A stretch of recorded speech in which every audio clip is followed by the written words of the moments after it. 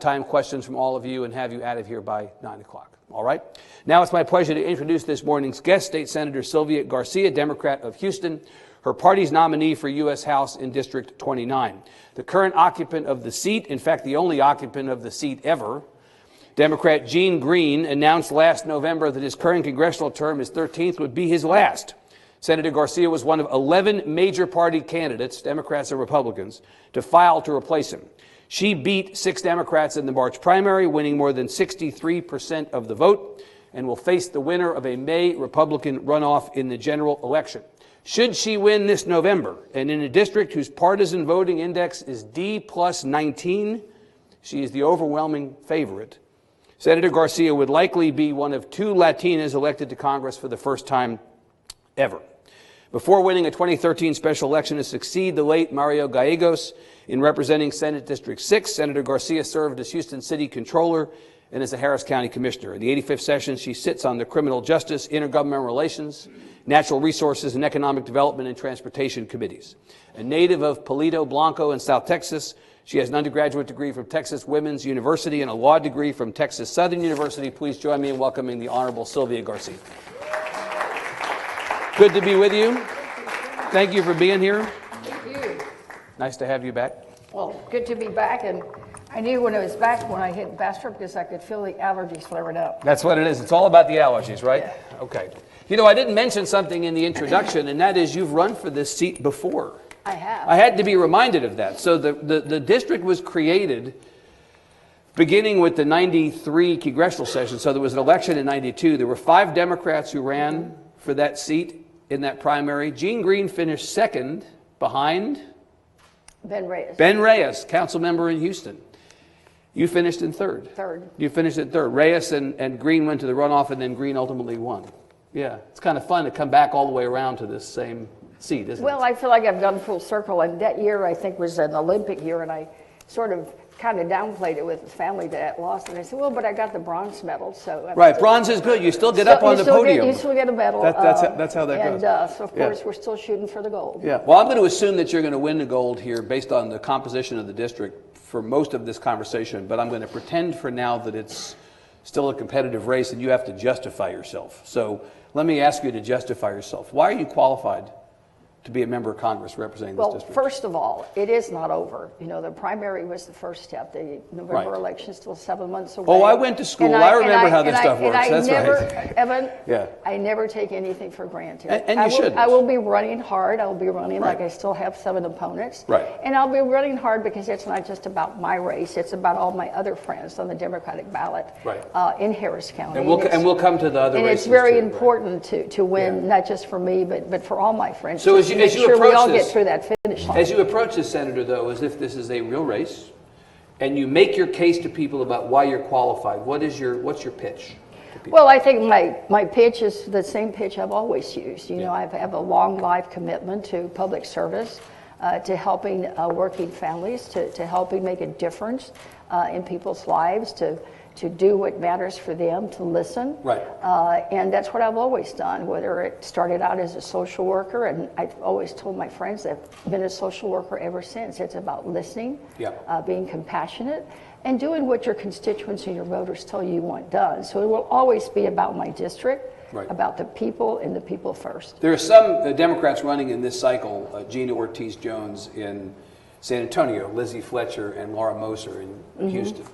Others Colin Allred in Dallas, others I could name who've never served in elective office before. Right.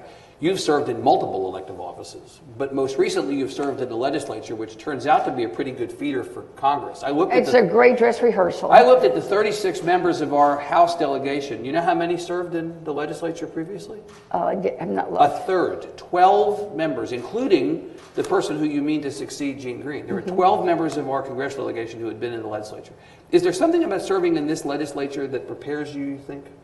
Think back on the work you've done for the last 5 years. I think it does. I think when you look at people who sometimes go from not serving at all to jumping right into the Senate or jumping right into the House.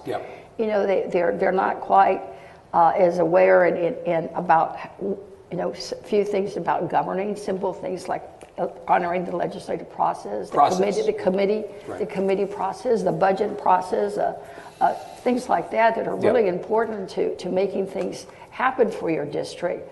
If you're not aware of them, you don't know how to work on them, you don't know how to listen and negotiate and maybe compromise on a few things, that give and take that it takes to get legislation through, they're just not used to that, so they find it very foreign, and I think it becomes a little more problematic for them. If you're idealistic and you come in because you're mad about something, or you come in because you're particularly blue sky about something and you want to get something done, sometimes you think that just by virtue of being elected, you can just wave your wand and get stuff done. And the reality is, as you say, the process of doing, whether it's the Texas legislature or work in Congress, it's very collaborative by nature, and the whole thing is built not to speed up things, but to slow things down, right? Well, in some ways, I think that's true. Yeah. Unless something is put on an emergency or someone, the chair of a committee decides to fast track something. But that's the exception, really. So those are the exceptions. Because it really is meant to be about making sure you look at both sides, the impact it has on fiscally, the impact it has in policy, making sure it can be implemented and how it works. So that does take time. Nobody likes to have to wait for it, but it's the reality of the process. And you have to work with people, right? You have to work with people you don't necessarily agree with in order to get things done. That's the nature of this kind of a process. Are you running, Senator, to do something or to prevent something? This is a cycle in which a lot of people are motivated by the environment. We'll come to the environment in a second. In Washington, and people are typically motivated by one or the other, or I guess maybe it's possibly motivated by both. Where would you put yourself? Oh, I think I'm running to represent my district and do something for my district. Right. And for me, because it is a working class district, it is a Latino population district, it's important to really focus on jobs, on healthcare, education. And immigration reform. Those are the things that people, every time I walked, every time I was talking to voters, those are the things that mattered. And of course, there was a lot of concern about Harvey and funding for recovery, because we still have a lot of people in my district that are not back in their homes. So there's still, excuse me, there's still a lot of concern that we're going to get the dollars that we need for recovery, because we've been through Ike, we've been through Katrina and Rita, we've been through so many other events. That we've seen it get slower and slower in terms of the recovery effort. If Harvey is this, and I was actually, I spoke in Houston last night, and I was driving along Bracewood, and really for the first time since the storm, when I've been in Houston, I felt like I was still in the presence of the recovery, because I really saw with my own eyes for the first time empty lots and homes that were under construction, and it really did feel like there was still a lot of work to be done. You can be in parts of Houston, as you know, and be forgiven for thinking that the storm never happened. They've gotten beaten up several times. They really have. As areas in my district have. If Harvey is your concern, let's just spend a second on that. If Harvey is your principal concern, are you better situated in Congress or in the legislature to affect that? I think people are frustrated with the state and with the degree to which the state has or has not done what they believe the state should do on Harvey. People also are frustrated with FEMA. They probably are perpetually frustrated with FEMA. Why is being in Congress, if Harvey is a big focus in your district, a better place to be than being in Austin? Well, because that's where the appropriation comes from, whether it's through the Community Development Block Grant or any of the other grant programs that are coming down the pipe. It originates from the Congress, and then it filters down. The state really is just, in some ways, just the receiving end and then disperses to all the different cogs. I served on the Harris County Galveston area committee chaired by Mayor Thomas at the time from Galveston. I was vice chair after Ike. And it is a long, tedious process, but it all starts with the feds. Once the dollars are allocated, then it's got to go through all the regulatory process, and they've got to set them all up, and that takes time, and then it comes to the state. So I think it's important to be in the Congress because you can help determine the amounts that we get the dollars, and perhaps that we don't have to share it with some of the other states, or that we get our fair share that's going out. And then we can also work with localities like City of Houston and Dallas and bigger in Harris County that are so big that there's frankly no need for the dollars to be funneled through Austin. It'd be better served, and we'd probably cut a couple of months off of the process if we send it directly to them. Go directly. To the people. And we have fought that battle hell since I was city controller. So you mentioned, Senator, that you're running to do something for your district. The fact that this administration is in office is not a motivator for you. Congressman Green had retired, say, 4 years ago, as opposed to now, when President Obama was in office, a president who won your district. Well, I'd be more excited, of course. Well, you might be more, yes, but the timing of this is obviously determined by Congressman Green's decision not to seek re-election. But the being able to go and fight this administration is not part of the motivation to go? No, for me it really isn't. I mean, I think it's important to stand up against some of the policies that are coming out of the White House. I mean, I'm thinking about Judge Escobar was here last week, and we talked about her race, and she was asked after the primary when she won about her decision to go, and she said, it's Trump, it's Trump. She was pretty specific about why she was going. In her case, in El Paso's case specifically, it's about the border wall. In El Paso's case, it's about the immigration legislation that disproportionately affects her district.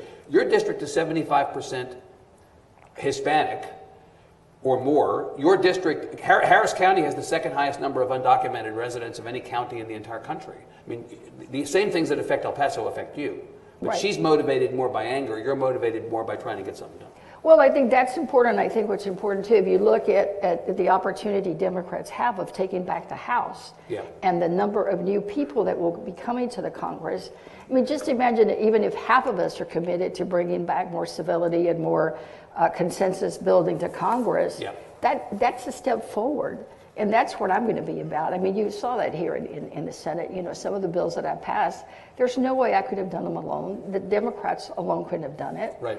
What comes to mind immediately is you know, the seatbelts on school buses. Right. You know, 10 years they tried to do it. It didn't get done. You know, I had a Republican sponsor in the House. I worked with everybody, and we got it done. That's what we need, more of that in Congress. So I hope that I can bring that, and I hope that some of the new members that are coming will bring some of that too, because quite frankly, it's not just the president, it's just the whole atmosphere right now. So yes, the system is broken, or at least it's not working the way it should. It should.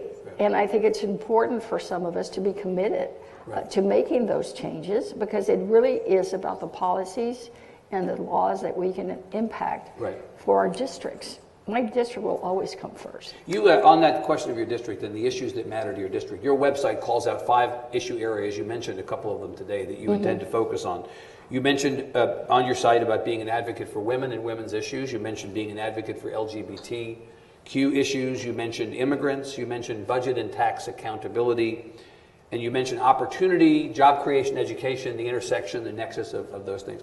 This is specifically a quote from one of those issue blurbs. The Trump tax plan is an epic failure for the people of CD-29. I thought I would ask you specifically about that, because one of the things that comes up if the Democrats were to take back the House, whether or not the Senate would go Democratic or the president would ever sign such legislation, there is a discussion, at least of the Democrats in the House, trying to unwind the tax bill. Why is the Trump tax bill a bad thing for your district? Well, because my district, again, is a working class district. And if you look at who benefits from the tax plan, it is not working people. It's the top 1 or 5% of the people of this country. It's people who already are doing well. It does not do anything to lift up the people down at the bottom. And more importantly, the cuts that were made has just going to make the debt issue in the future even greater in the trillions, I understand. And I think the other thing that we need to keep in mind, that because of the tax cuts, now they're talking about making cuts to Medicare, Social Security. In order to pay for them. In order to pay for them. And those two things are very important in my district. When you look at the voter population in my district, it is probably, I'm guessing, about 35 to 40% seniors. What are seniors going to do without their Medicare? What are seniors going to do without their Social Security? And what about those of us who are almost there going to be able to rely on? Also, I think that it's going to be devastating. I think any talk, and you know, Speaker Ryan had made that one of his targets. He had already said he was going to go after the entitlement programs. These are not entitlements. Social Security and Medicare earned. It's not a giveaway. You know, I'm not going to call him confused, because we saw what happened when they called Ambassador Haley confused. With all due respect. With all due respect. However, you know, I just even cringe when they talk about them as entitlements. Social Security and Medicare are part of America. And so you'll fight to protect that stuff. Fight to avoid those cuts. Senator Cruz on April 15th, a couple days ago, tax day, made the point of saying he believed that the tax cuts contained within that tax bill should now be made permanent, that they shouldn't expire after a certain point. You don't support No, that? I don't support that now. idea. I mean, obviously something can change between now and then, but right now, I would not even have voted for that tax bill. Right, and you would be a vote to unwind as much of that tax Absolutely. bill as possible. And there may be one or two pieces that we may need to leave in, but by and large, I think we need to. I need a do-over. To the point you made about the nature of your district and what your district wants as opposed to just any district. So I mentioned that the second highest number of undocumented residents of any county, just behind Los Angeles County, in the country. Texas also has the second highest DACA population of any state. California has the highest, but we have a pretty significant DACA population. That's an issue that continues to be unresolved. The president was the architect of the uncertainty of all this. He's blaming the Democrats for not solving the problem, but the reality is there's blame certainly to go around on that. Well, what to be done about DACA if you go to Congress? Well, first of all, I think the blame is in the White House, because it is he who decided to end it. I think the rest is just a politics being played. Yeah. I'm encouraged that yesterday they did introduce what they call the Queen of the Hill procedure, which puts 4 solutions on the table, and all 4 will be voted on, and whichever gets the highest number of votes goes to the Senate. It's rarely used, but I'm glad they're doing it because it puts them all on the table, and that's what we really need. Let's put it all on the table. Take it up or down. Take it up or down. I mean, it's an old saying, fish or cut bait. Or did I say that backwards? No, that's good. it. That's right. You need to just do it, and so that we can move on. But this uncertainty and anxiety, apprehension. When I talk about education and healthcare and jobs for my district.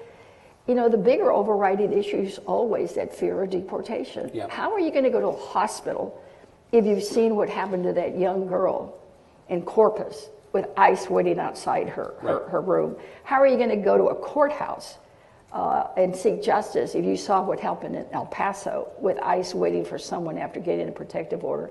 How are you going to go to school and take your kids to school if someone's going to be waiting for you to pick you up? Even the only thing, frankly, right now that I've seen that they've stayed away from is churches, but I don't even want to talk about it because it may just give them more ideas. Right. So when you've got those issues of that fear and anxiety, then you sort of don't have the access to any of those things. And the reality is, so it's important to understand that it's real. It's not just something you read about or people talk about. Yeah. It's happening. People ask me that question more than anything else. Like people in Washington, when I visited, immediately, well, who are you going to vote for speaker? And I said, you know what? People aren't worried about it. I'm worried about it. In my district, what they're worried about is whether or not their uncle is still going to be there at the next birthday party. They're worried about whether their mother is going to be there when they get home. They're worried about whether their sister is going to be there when they get home. That's what they're worried about. Right.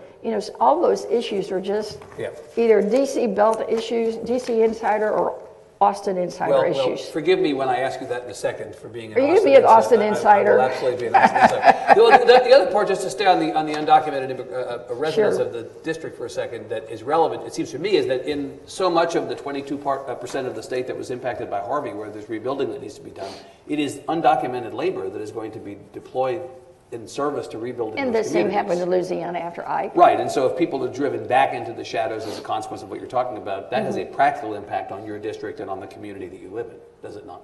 It does. Yeah. The other thing about your district that I notice is that it is significantly more uninsured than the rest of the state. It's about 1 in 4 uninsured in your district versus about 16% statewide. Both of those numbers are down, but still higher than rest of the country. Right, that's true of Harris County. Harris County is a big chunk of the state's uninsured. A very large chunk of the state's uninsured. So what do you do about that? You have a president who has made it very clear that he's no fan of the Affordable Care Act. You've got a Republican Senate, likely to remain a Republican. I mean, we don't know, but it's probably more likely that the Senate remains Republican than the House. What do you do if you go up to Washington to fight on that issue? Well, obviously, I sign on to any bills and propose any bill that may get us there, but I'm about protecting the Affordable Care Act. I'm about making sure that we continue it. Yeah. And I'm looking at proposals for Medicare for all. I think that's another really viable option. We should even potentially go further. Very, because to me, you got to remember, I grew up in Palito Blanco. I grew up poor. I had no access to health care. I still remember going to a county welfare clinic and stood in line to get a shot. I know what that's like. You know, I got into public service because I didn't want other kids to have to do that. Right. So I'll continue to fight that.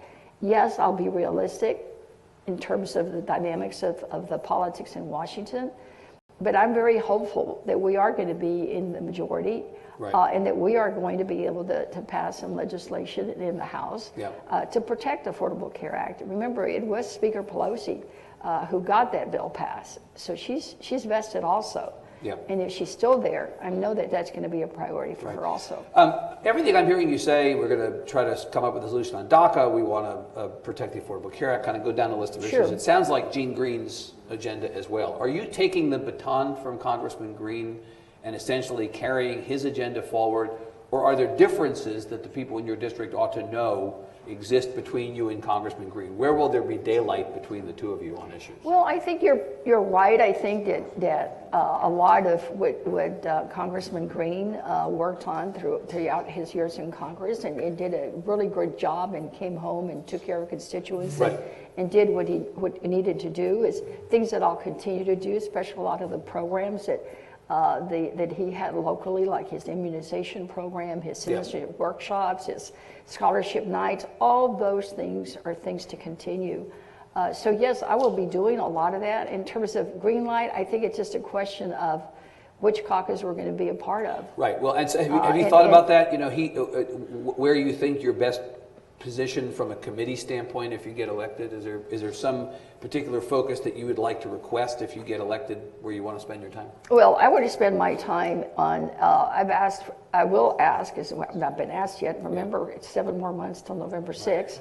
Apparently you have a race. But when asked, you know, I will say that I would be interested in serving on energy and commerce. You know, it's, you know, which is where Gene was. Of course, he was already on a committee and ranking member because of his years. But, you know, I know that I had to start from the bottom. That's the way it works, no matter which arena you're in. And for me, it's important because Houston's the energy capital of the world. I've got the Port of Houston. I've got the Ship Channel. It's about jobs. Jobs is what holds people together. And that's what my district needs. Of course, on every issue, not just the ones that you care about or the ones that you feel some knowledge, you have some knowledge about, but on every issue, all 435 members of the House are going to have to vote. You're going to have to vote on foreign policy related stuff. You know, get Congress involved in matters overseas, maybe things that you don't know as much about. Is there any area that you feel like you've got a big learning curve on that you're going to spend time getting up to speed on more so? I haven't. I think maybe some of the technology, you know, issues that some folks have talked about, with the Trade Commission or the FEC. I'm not as I mean, I read a little bit about them, but it's not anything that we've faced a lot. Had to deal with actually here. You know, either here or in the state. And I think the other nuance for me is to learn more about just where the feds really are supposed to be, and I'm saying the word supposed to be involved in, versus what the state really is supposed to be involved in. And I was talking to someone in DC recently about, it was a physical therapy group, and they said, oh no, that really is always left to the states. And it was some issue that I was not aware of that, because I know we have worked on it. And this has been an ongoing conversation. And I always thought that everything emanated from the federal government. And she said, and I said, well, you know, that's something I'm gonna have to learn, like where they think it stops. Because obviously sometimes we disagree. It's no different than fighting local control here in the state. Let me go back to the legislature, your time in the legislature. So the 2015 session, the 2017 session, when the budget passed the Texas Senate, there was one no vote, and that one no vote was you. Was that me? That was you. In fact, I should have asked for a recount. I keep referring to you casually as Senator No. And my question is Senator No going to become Congresswoman No? President yesterday, not asked about this subject, by the way, it was a question on a different subject. He answered it whatever he wanted to answer. He talked about the Democrats being obstructionists, impeding his agenda. And obviously some Democrats have, as a matter of course, opposed things that the president's proposed. It's not unusual for a Democrat to vote no when it's a Republican agenda item or there's a Republican in the White House. But you've shown a willingness to vote no at times when other Democrats have decided, well, there's no point really. I'm just going to go ahead and vote yes. Are you prepared to go up and be that same person on behalf of your district? Well, I will always have to be true to myself. Yeah. And my district knows that. Yeah. That's why they elected. Wouldn't your district have been better off if you had been willing to work with the rest of the Senate on the budget? I mean, it was unusual that you had been the only no vote. Other Democrats figured that they were better off in the end trying to get half a loaf out of the state. Why did you decide at those two times to be the only one? Your question almost presumes that I didn't try to work or I didn't offer. Oh, I'm sure, but I'm sure you did. But at the end, you made a different call than the other people in your caucus. Right. Well, because for whatever reason, the things that mattered to my district the most weren't funded at the levels that I thought they should be. I mean, we've never truly fully restored all the cuts to education. There's nothing more important in my district next to jobs than education, because that's what gets you a good job. That's the equalizer. Pre-K was not funded, and you saw that recently. The cuts that what little money was sent their way now has been cut. Now it's been gone. And now the school districts are struggling again.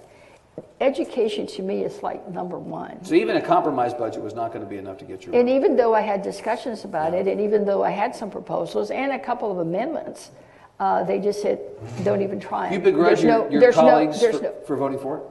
No, I think everyone has to do what's best for them and for their district. I am not going to second guess, somebody else's district needs, and that I really respect what somebody needs for their district. I think in the overall policy issues, I think that's everybody's business. But when it comes to a district and knowing their district, I don't know what Donna Campbell's district wants from Donna Campbell. I don't know what they want from Hal Fines. I mean, you're just worried about your folks. I'm worried about my district because that's who elected me. Right. Let me go to the thing that you said nobody cares about, but I know I care about it, and I think more than just I care about it. And that is the question. You're going to be the insider now. Well, let me ask you about what happens if you get elected and it comes time to vote. And the Democrats have a pretty good chance to take it back to the House. I know that in the modern era, when the president's approval rating is below 50%, the average... It was much lower in my district. Well, but the average, I know, president only won about 25% of your district in the presidential versus winning the state. But I'm saying in the modern era, in the first midterm of a presidential administration, when the president's approval rating is below 50%, the party out of power wins an average of 33 seats in the House. And you all need 24 to take it back. So let's say that the chances are pretty good. You may very well be voting for the next U.S. House Speaker. Who are you for? If Leader Pelosi attempts to be Speaker Pelosi again, will you support her? I think it's still too early. I think I'll cross that bridge when I get there. What don't you know about her that you need to know before deciding? Well, I haven't sat down with her and had that full discussion. I don't know what she's going to be about for the next session. I would, as I said earlier, I think she would be for expanding the Affordable Care Act and keeping it and protecting it. Yeah. I think she would be for protecting Social Security and Medicare. But I think, until the time comes when I have a sit down and visit with her, and she asks me for my vote, I'll consider it. But right now, again, I continue to talk to voters every day in my district. I make a lot of visits. Nobody has asked me that question. It's not coming up. Right.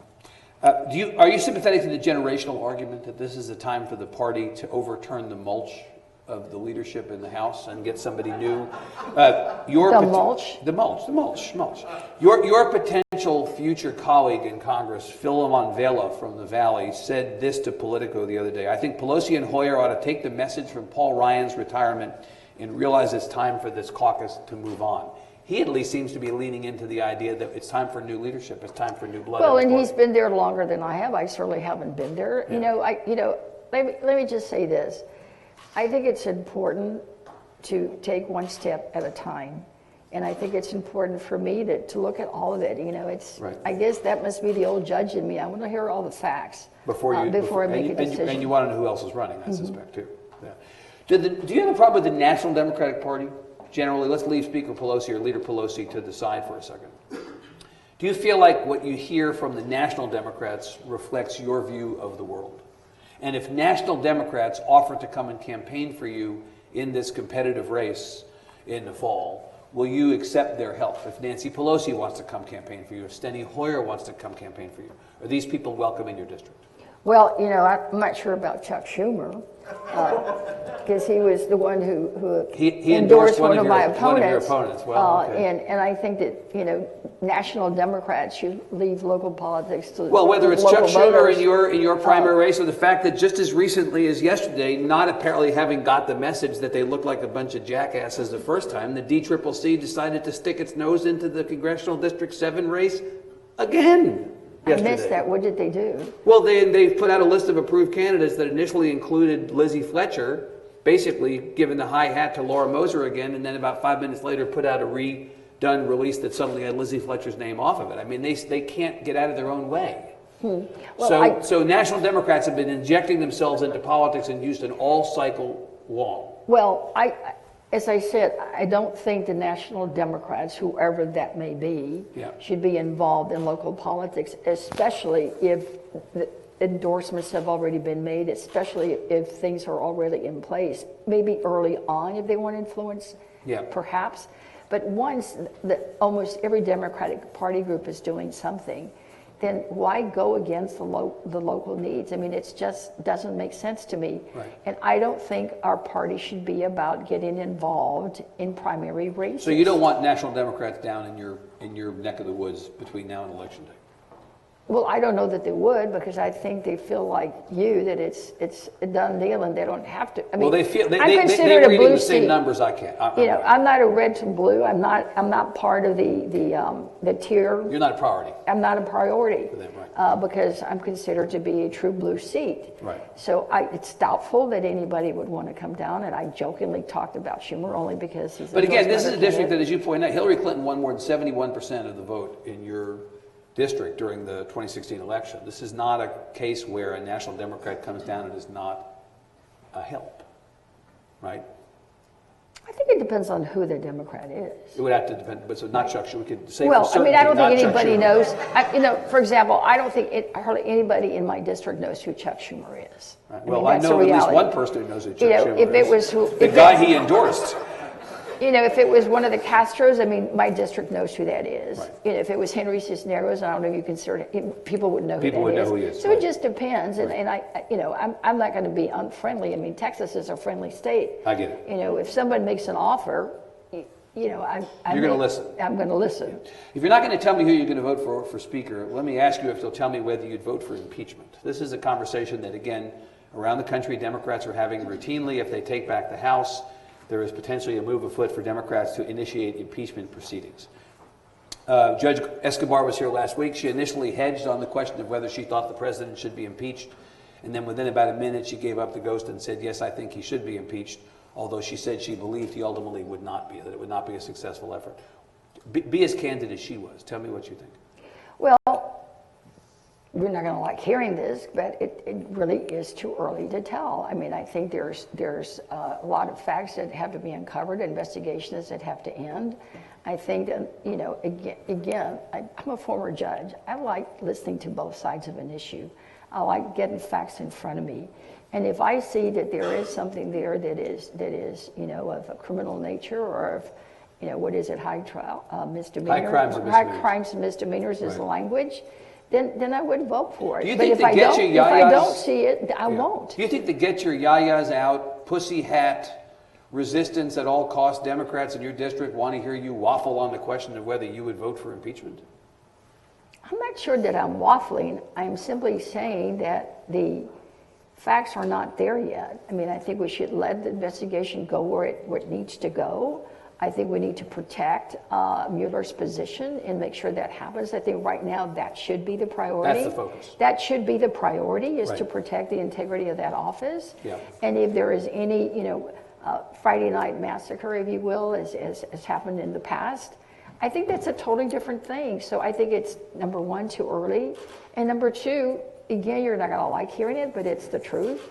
I mean, I talk to voters every day. So nobody back home... Nobody's bringing that up. I understand that nobody is talking about Nancy Pelosi in your district. I have a harder time believing nobody is talking about what's happening with the president and the investigations going on around him. No one is talking to you about that? Not in the district. Yeah. Well, that's something that you and the Republicans may agree on for the first time.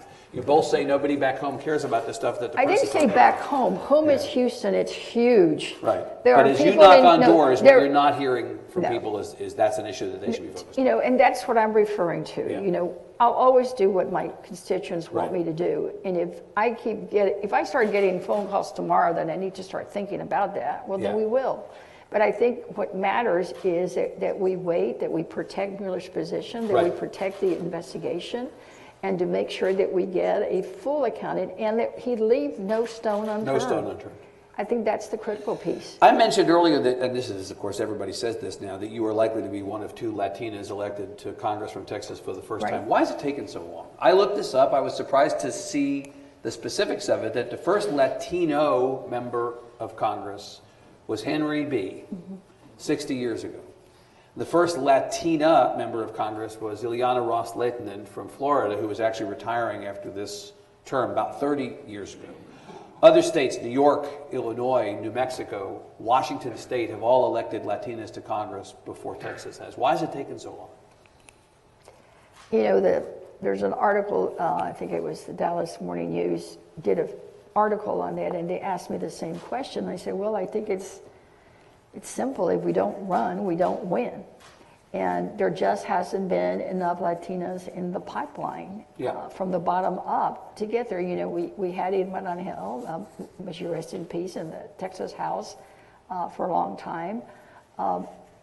And she was there alone. And, Senator Saffarini was there alone until Vandenpute joined her. So it's taken a while, but, we're making up for it. Now we're sending 2. Yeah, and the potential, I mean, there's a Latina candidate in a Dallas runoff for the Sessions seat. I mean, you have an opportunity potentially to really change things. And the fact is, the delegation, I mean, it's both about ethnicity, but it's also about gender. Right, the state is more than half. By and large, it's harder for women. The state is more than half. The population state is more than half women, but there are only 3 out of 36 members of the House who are women. Currently. Well, I was told in '92 when I ran for Congress in '92 that I was the first Latina ever filed for Congress in Texas. Right. I never verified that. Yeah. But after reflecting now that we're coming full circle, if you will. Yeah. I'm wondering if it really is true, and it's probably something we need to fact check. But the reality is, it's always tougher for women. It's tougher to raise money. It's tougher to convince people that we're credible and can win. Although this has been a good year as far as that goes, right? And I think groups like Annie's List has helped a lot for the pipeline, a lot of the local groups, and there's a lot of enthusiasm there that didn't exist even 10 or 15 years ago when I was in other races. So I'm very encouraged. So you and I have had a little bit of a back and forth about whether your chances to win this fall are great or uncertain or what have you. I'm going to stick with my version of this, which is that I think your chances are pretty good. The total Republican vote, all the Republican candidates, and I mentioned there's a runoff in May, the top 2 finishers, but if you add up the total Republican vote in your district during the primary, it is half of what you alone got in just getting about 63%. So the numbers are absolutely on your side. I mentioned how this is a significantly Democratic district historically. So I'm going to go with my version of this, which is that you're going to win. When are you going to quit your Senate seat? When am I going to quit my Senate seat? When are you going to quit your Senate seat? I want to go a little deep on this. What is your plan on the assumption that this is heading toward you going off to Congress? Is it your intention to wait until after you win election in November to resign your Senate seat and to activate the special election procedure? Well, as I said earlier, it's 7 months away. Right. And I believe very strongly that the voters must have their final say. Before you do anything on the... Yeah. I'm in a race. I don't make any assumptions. I take nothing for granted. Yeah. And the voters are the ones who have the final say. So you're not looking to make any change until after the election, for certain. No question about that. You will remain in your Senate seat with certainty until Election Day. I think the voters must have their say. Let me point out to you some things that I know you know, but what happened, there's a lot of angst about this subject, Senator. I've heard from a lot of people in the run-up to this interview, are you going to ask her about her plans? And the reason is this. Mario Gallegos died on October 12th of 2012. Correct. He was elected posthumously. There was a special election.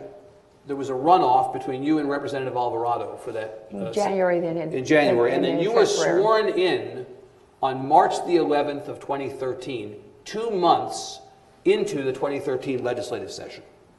So if you wait until November to resign, in all likelihood, the replacement for your Senate seat will not be in until a couple of months into that session. Would you agree? Depends on the governor, but it's a possibility. If not a likelihood. Right. Do you think that your district is well served by being unrepresented in the Senate for 2 months or longer if you wait to resign your seat until after the election? Is that a good thing for your district? Well, first of all, I continue with every duty that I have as a senator. Oh, of course. But I'm talking about during the session. Stop. I'm talking about during the session. And my staff doesn't stop doing that. Right. And you know how it works. The staff still has a place, and I think people need to remember that. I only missed like 20 votes. Yeah. Because I got sworn in March 11th, started voting that day, Right. and they had just started voting that week. Because unless it's emergency items, which if some are called, Yeah. you can't take up any. Well, but bills. let me overlay that So- with the 2017 session. Do you know what day the Texas Senate voted on the Sanctuary Cities bill? No, I don't. It was in February of 2017. So had you been in the 2017 cycle, had the same thing happened, had you run in a special election, been sworn in on March 11th, your district would have been unrepresented in that Sanctuary Cities vote, an issue that I know you care about maybe as much as anybody in the Texas Senate. Absolutely. My question is, if the trend line is what it is, I mean, I don't have to ask whether, I mean, I would say, well, if an asteroid were to hit Senator Garcia, we've already elected a dead Democrat over a live Republican once in this district. I don't like the tone of that. It's not just a joke. I mean, it actually has happened. If the trend line is what the trend line is, wouldn't it be better for your district to have somebody seated at the beginning of the session fighting on behalf of your constituents? And wouldn't it be better also to resolve the issue of your replacement having a replacement in that person's district? Because the two leading contenders are both representatives of House districts that would themselves then be vacant going into the So should we ask them to resign? Because one of their...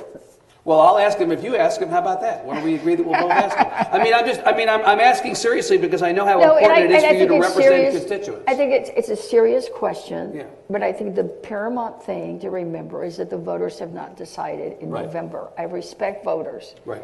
And once I visit with more people in my district, and if people are talking about this and it's something they want me to do, of course I'll consider it.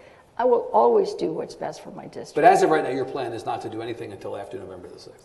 I mean, again, my colleague Ross Ramsey wrote a column yesterday in the Tribune. I read it. Noting that, worst case for the Democrats, your district goes unrepresented if this were to happen. Best case for the Democrats, if Beverly Powell were to beat Connie Burton, if Nathan Johnson were to beat Don Huffines, if suddenly the Democrats were in a position to block the 19 votes necessary to bring legislation to the floor, your vote, your district's representation could be crucial to the Democrats being powerful in that next session. That's the question that Ross raised. I'm Right. just quoting Ross. You want to be mad at Ross? And that is a lot of ifs, and then the big if is if the Democrats can hold together at 11, because sometimes we don't. Right. So I think there's a lot of ifs, but the important one for me is that the voters have the final say on November 6th. Since you haven't come around to my position that you're going to win this election in all likelihood, let me ask you, are you prepared to commit to debating the eventual Republican nominee in the fall? Oh, I will do it in English or in Spanish. You have no problem with that? No Okay. problem. And will you commit, as some members of Congress in both parties have been unwilling to do, to town hall meetings in your district regularly during your term in Congress? I've always done town hall meetings as a commissioner. And you will commit to doing it regardless? Regardless. Yeah. Okay. Last thing I want to ask you is about, before we go to questions, is the other Democrats on the ticket. You alluded to being concerned about other Democrats locally. I actually want to migrate up and ask you statewide. What is the Beto O'Rourke effect on a race like yours, the enthusiasm around his candidacy? Nobody knows if he's going to win. There was a poll out yesterday that, to my mind, somewhat incredibly called this a 3-point race. I think there were a lot of people who were, even the most optimistic people in the state of Texas, were surprised to see this as a 3-point race. I read that this morning. Yeah. They also have Greg Abbott below 50%, which again was like a tell to me that maybe there was something about the timing of this poll. But in any case, if you believe, Right. what is the Beto O'Rourke effect on your race? You know, I can't judge that yet. Yeah. I've done one town hall meeting with him. It was a great turnout, and it was in a predominantly Latino area. Yeah. And I would guess that at least 80% of the people there were Latino. But I don't know if it's spreading. I think he's doing really well with all the social media, the Facebook Live, and all those things. But I've got very traditional voters that do read mail, that do, Yeah. do like to see and touch the candidate. So I think it depends on how much more he So the young visits people Houston. screaming at the Beatles concert who seem to be out at every Beto rally, those are not necessarily your voters. Well, I call them the groupies. Yeah. And there were some of those groupies there at that particular event. Yeah. But I think he is connecting with people, which is very important, and I think he is exciting a sector of our electorate that's very important. You think to he the has Democratic coattails Party. potentially for you? You know, for me, I think it works both ways. You may have coattails for him. Mm-hmm. Yeah. No, and I'm serious. I mean, I'm being realistic because Right. people don't know him, and I think until they meet him, they're not sure what Beto is. Is that Alberto? Is that Gilberto? I mean, what is Beto? They certainly know that O'Rourke sounds Irish. You sound like the Cruz campaign. Well, no. Well, I know who Cruz is, and and he's Cuban American, and there's hurdles with that too in my community. So it depends on how many of those he can do to really connect. You're not with people. questioning whether Ted Cruz is legitimately Hispanic, are you? The way that the chair of the party did at one point? No, I'm not. Okay. No, Cuban American is Hispanic. Just making sure. Okay. My last question is on the governor's race. You made the decision on March the 20th after the first round of the vote for governor to endorse Correct. Lupe Valdez. There have been concerns expressed by some in your party that Sheriff Valdez may have a hard time against Governor Abbott on some of the issues that will come up in the course of that race. You endorsed against a fellow Houstonian, Andrew White, the son of the former governor. Can you give us your 30-second analysis of that race? Why did you endorse Sheriff Valdez, and do you believe that she has a chance against Greg Abbott? I think it's a tough race for any Democrat. I know Lupe Valdez. I know as the chair of the Senate Hispanic Caucus, any time that we visited with her about any of the issues that were on our agenda, whether it was to come and testify, send a letter, she was always there. And I think that she's got some experience that's valuable, particularly in criminal justice issues and on homeland security issues. Yeah.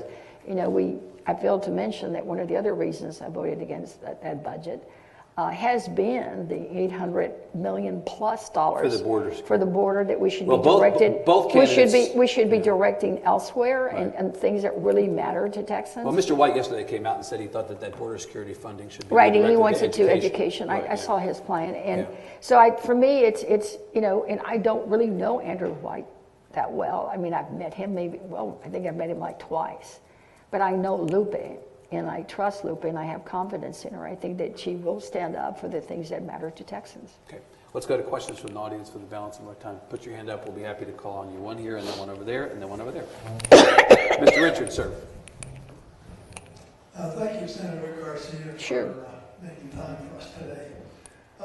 You may have heard of the House Climate Solutions Caucus, which is a group of members of Congress who are concerned about climate change and are looking for ways to deal with it. It's an unusual caucus in that members are allowed to join only in pairs. A Democrat that wants to join has to bring a Republican and vice versa. And it's now to 72. Polls have shown that Hispanics across the country are more concerned than average about climate change.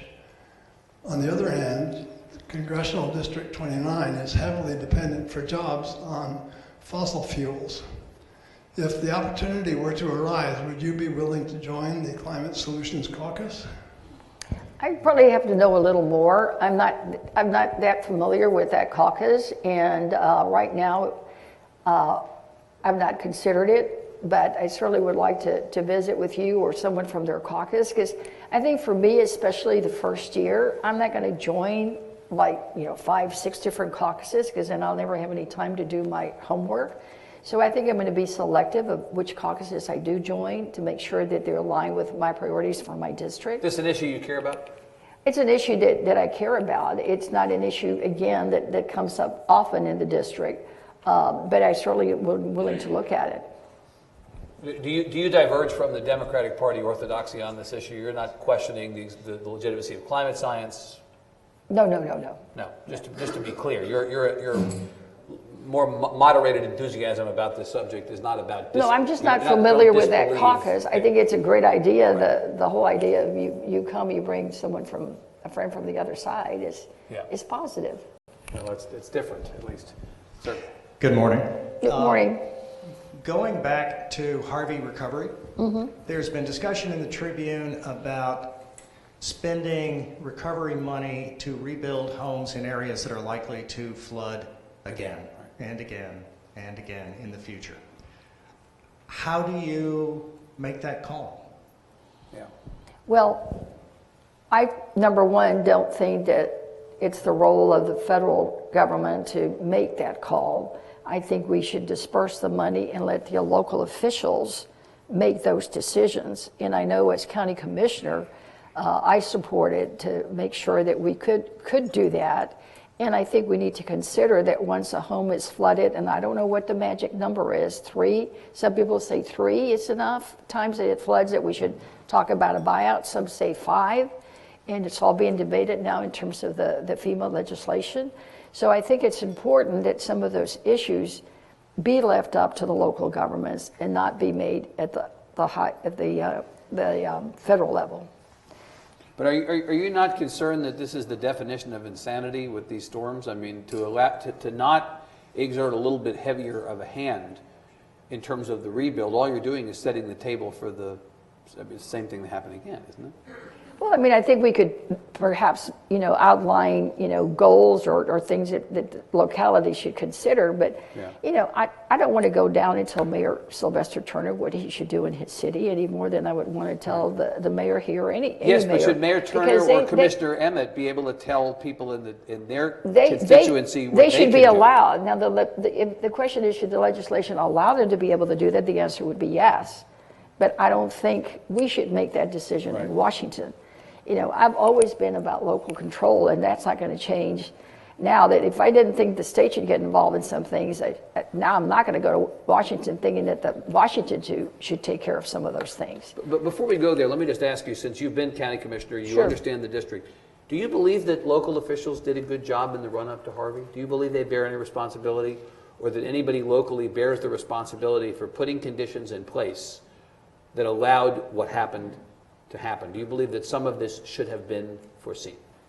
I think some of it could have been foreseen, especially some of those areas where we knew that a reservoir was needed, and we didn't act on it, and it always goes down to funding. I think for us, if we get a huge surge kind of storm next time and we don't do something like the coastal barrier, I mean, again, that's something we know may come. We should act now. But it's always about the dollars. So for me, it really is about making sure that the federal dollars through the Corps of Engineers funnels down. And I don't think we did a good job after Ike in making sure that we told our story and the vulnerability we had the way New Orleans was able to, that consequently we didn't get enough dollars to do some of the preventive stuff. We do the patchwork, fix it, but we don't do anything up front to start doing things to prevent and mitigate. And I think that's where the focus should be. And you'd be an advocate for that? Absolutely. If you get I've been through too many of these storms already. Right. Ma'am. Hi, Robin Schneider with Texas Campaign for the Environment. Senator Garcia, we are going to miss you on Senate Natural Resources, assuming you go on to Congress. Your district has a lot of toxic waste problems. I believe that the San Jacinto waste pits are in your district that are hopefully going to get cleaned up by International Paper and Waste Management.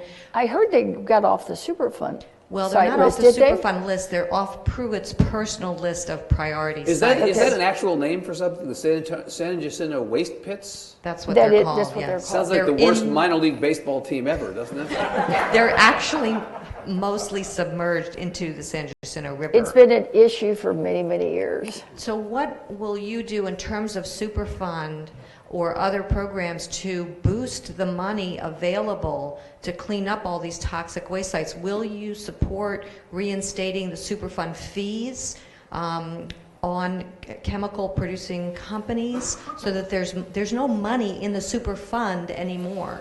Will you put the fund back into the Superfund? I will work to do that. And you know, Congressman Green always helped on that issue. I know he helped me when I raised the issues, and when I was county commissioner, we worked together on this issue, and I'll continue to work on it. I mean, it's just a tragedy what is happening there, and I'll be all about making sure that we try to get the funding and the attention that is needed. You know, it'll be tough with Pruitt there, but hopefully change will come. Good morning, Senator. Last one right there. Sure.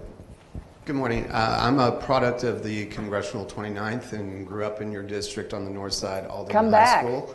And of course, I benefited greatly from some of the federal programs that helped, you know, students, guaranteed student loans. Can you talk a little bit more about your commitment to education once you, well, hopefully win in November, of course, and move on to Congress?